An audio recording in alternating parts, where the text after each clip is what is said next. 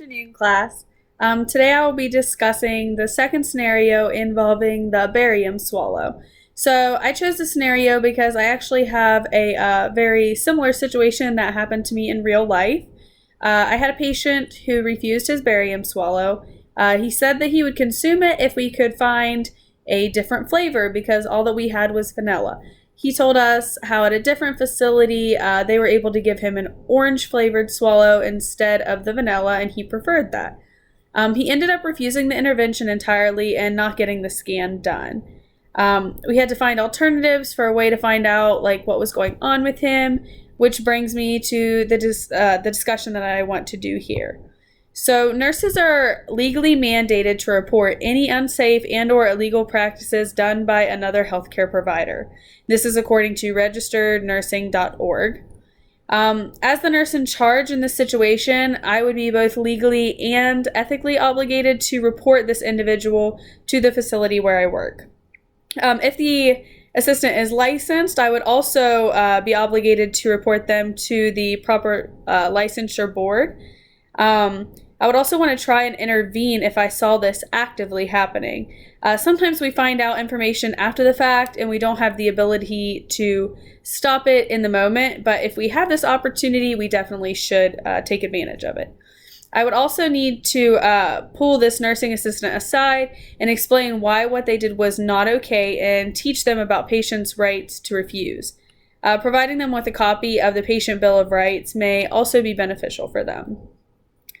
I believe that the tort that was committed in this situation is battery. According to our book, Legal and Ethical Issues for Health Professions, battery is bodily harm or unlawful touching of another.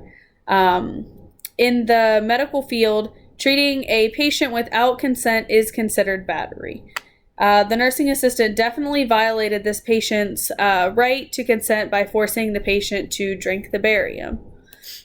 In this situation and in all situations where the patient is alert and oriented, the patient has a right to refuse treatment. According to a peer-reviewed article titled Awareness of Patient Rights and Practice at Fayette University Hospital, human beings have physical, mental, social, and spiritual dimensions from which they arise certain rights, whether they are in good or in bad health.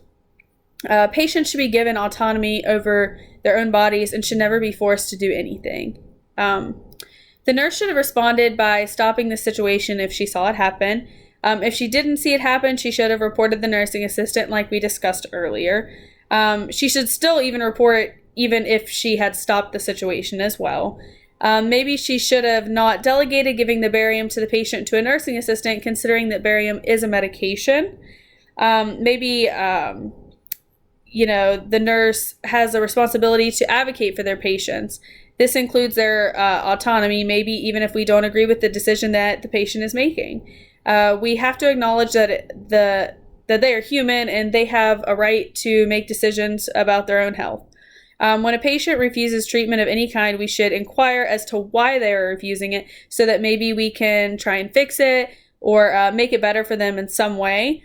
Some way to make them more comfortable with the intervention. But if the patient still refuses, it is our responsibility to notify the physician or whoever's in charge so that alternatives can possibly be found and, risks and benefits can be discussed and weighed and all that stuff. But the bottom line here is that we should be patient advocates and make sure that our patients' rights are not infringed upon. Thank you for watching my discussion video this week, and I hope that you all enjoy your summer.